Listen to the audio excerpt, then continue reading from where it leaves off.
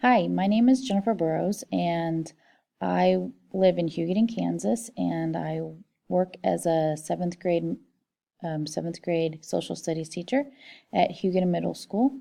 Um, before that, before getting my teaching certificate through the Transition to Teach program, I worked as a licensed addiction counselor, and I mainly worked with teenagers who were struggling with drugs and alcohol.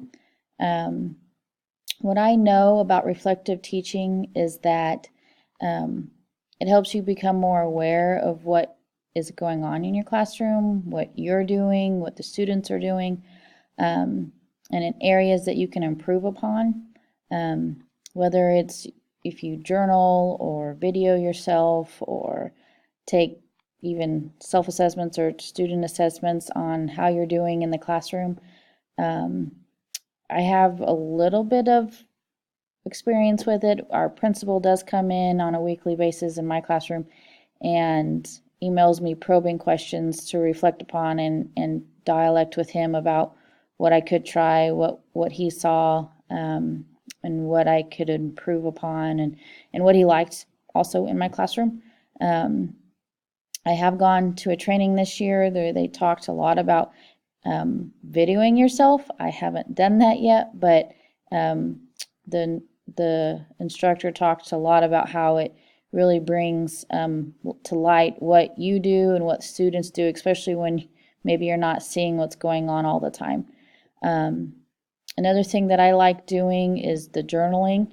Um, I keep track of what's going on in a day, and then within the week or 2 weeks, I'm able to sit down with my peer mentor and we can talk about the problems that I've had, the successes sometimes, what questions I have, and what she has done in the past since she's been teaching for over 30 years.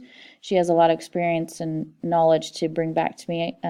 I also go to other trusted teachers that I ask them about what they would do in those certain instances. I believe that reflective teaching is a necessary thing for all of us because whatever profession you're in, we can all grow and keep growing and learning. And we need to be able to be self aware of what we do and know that we're not perfect and how we can be able to change throughout the process of things that come up with kids. And we have to be able to be flexible and change the way we see things and how we do what we are doing in our classroom. So I really think that reflective teaching is a good thing for everyone to take part in. Thank you. We'll see you guys later.